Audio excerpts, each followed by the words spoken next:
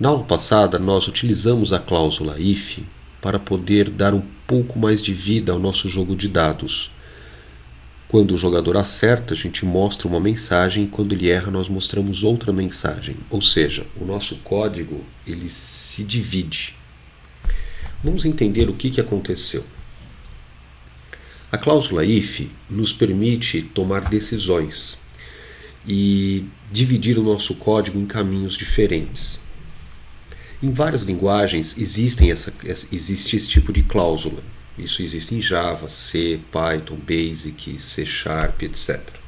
Quando a gente coloca o if, nós temos que preencher esse if com uma condição, então é obrigatório que tenhamos uma condição, e quando a gente chama de condição, é uma comparação, utilizando aqueles operadores relacionais que nós aprendemos. Aqui tem um exemplo. Por exemplo, temos uma variável chamada temp, com uma temperatura. Se temp, aqui ó, temp está igual a 30, então a gente sabe que o valor dela é 30. Poderíamos, ao invés de ter o valor aqui, poderíamos fazer um input e pedir para o usuário digitar a temperatura. Mas apenas para ilustrar, nós temos o valor aqui.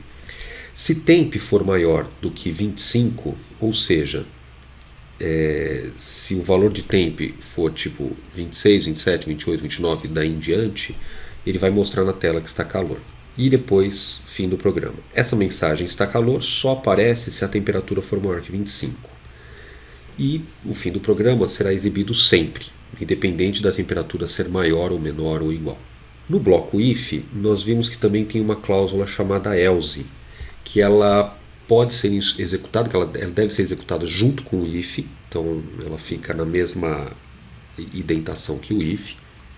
E nós podemos colocar uma alternativa, ou seja, quando aquela condição não for verdadeira, o conteúdo da cláusula else é executado. Então, no nosso exemplo, mesmo exemplo da temperatura igual a 30, se a temperatura for maior que 25, a mensagem a ser mostrada na tela é essa daqui. Ó. Quer dizer, não é que vai mostrar essa mensagem, vai executar este comando que exibe essa mensagem. Caso contrário, vai executar este outro comando dizendo que está frio. Então, no caso, quando a gente usa um if e um else, sempre um dos dois caminhos será executado. E o print fim de programa vai ser executado sempre, independente de ter dado verdadeiro ou falso, porque ele está fora do if. A indentação é muito importante no Python. Então percebam que o que está indentado dentro do if aqui é o que faz parte desse bloco de código. E aqui no else é o que faz parte do bloco de código do else. Mas a gente vê que não é tudo verdade. Então, por exemplo, não é porque está 25 graus, 26 graus está muito calor e 24 graus está frio. Não é assim. Existem algumas nuances no meio da nossa afirmação. Essas nuances nós podemos utilizar uma outra cláusula chamada elif. O elif nos permite criar algumas faixas intermediárias. Então nós podemos abraçar outras situações que não são totalmente extremas. Por exemplo, no caso da temperatura, quando for 24 graus, nós podemos dizer que está ameno e não totalmente frio ou totalmente quente. Vamos ver um exemplo aqui. Funciona da seguinte forma: a gente coloca o if e a condição do if, como já aprendemos. Se essa condição for verdadeira, este bloco de código 1 aqui é executado. Agora, digamos que essa condição aqui, essa primeira condição, não é verdadeira. Então, nós podemos ter outras cláusulas do tipo elif. O que vai acontecer? Se essa primeira condição não for verdadeira, ele vai testar a segunda condição. Se essa segunda condição for verdadeira, então ele executa o segundo bloco de código. Se não for verdadeira, ele vai testar a próxima condição. Se a próxima condição for verdadeira, ele executa o bloco de código. E se nenhuma dessas condições for verdadeira, a gente ainda pode ter uma cláusula else, que vai ter um último bloco de código.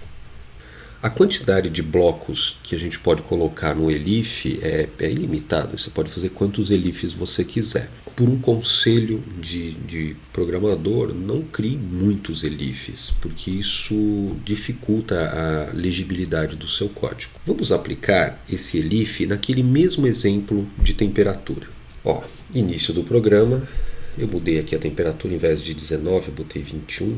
Não, 21 não, desculpa, era 26 graus, né? Em vez de 26 eu botei 21. E aqui nós fizemos algumas faixas. Ao invés de fazer if temperatura maior que 25, está quente, e else está frio, nós fizemos algumas faixas intermediárias.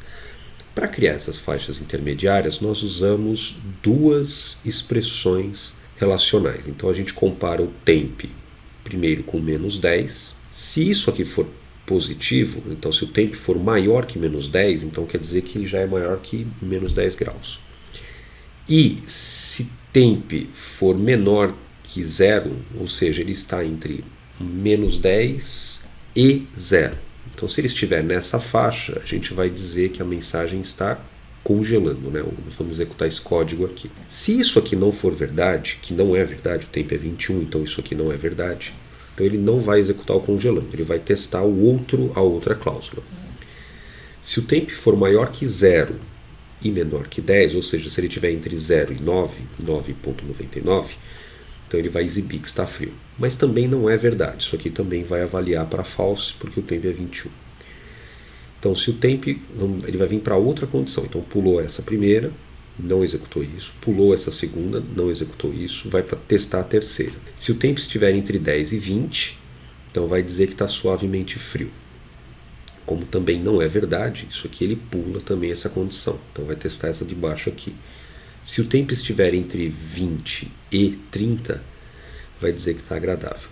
Como é a nossa situação, o tempo está 21, ele vai executar esse bloco de código aqui, agradável, e depois, como é uma estrutura de if, elif, ele sai fora. Então é assim que ele encontrar, uma das características do if, elif, é que assim que ele encontra uma situação que é verdadeira, ele executa o bloco de código da situação verdadeira, e depois ele sai fora de toda a estrutura if, elif, inclusive do else. Então no nosso caso ele vai mostrar início do programa, vai mostrar agradável, vai testar todas, testando, né? Ele vai testando de cima para baixo. Chegou aqui, executou. É verdadeiro? Então ele executa esse bloco de código e depois ele sai fora, vai executar apenas o código dizendo o fim do programa. Esse exercício era para modificar o jogo de dados criado anteriormente para dizer se o jogador venceu ou perdeu.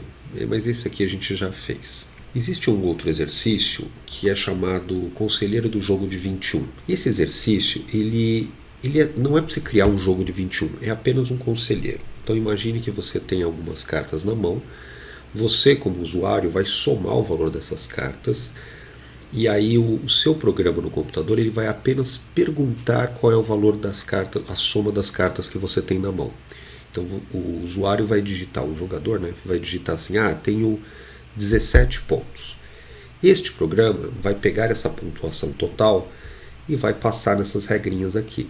Então 17 pontos ele vai testar lá se é menor que 10. É menor que 10? Não, não é menor que 10. Então vamos para a próxima cláusula. Está entre 10 e 15? Não, não está. Então pula essa cláusula e vai para outra. Está entre 15 e 20? Está. Então ele vai exibir na tela o seguinte: aconselho a parar de jogar. Tá? E depois encerra o jogo. A próxima vez que ele jogar, agora comprei mais uma carta, não segui o conselho, comprei mais uma carta, agora tenho 19 pontos. Vai executar novamente isso daqui e aonde parar, né? Digamos que deu 19, não, ele comprou uma carta 4 lá, ficou com 21. Então ele vai executar esse, não é, testou esse, não é, testou esse, não é, testou esse, é. Então ele vai mostrar a mensagem, você ganhou, não compre mais nada. Então dependendo da pontuação, vai mostrar uma mensagem diferente. Depois, por último, você tem que fazer a ordenação de números. Faça um programa que solicite ao usuário para que digite 3 números e mostre-os na tela em forma ordenada. Eu vou mostrar um exemplo um pouco mais simples. Vamos para a próxima aula fazer um exemplo sobre isso. Até breve.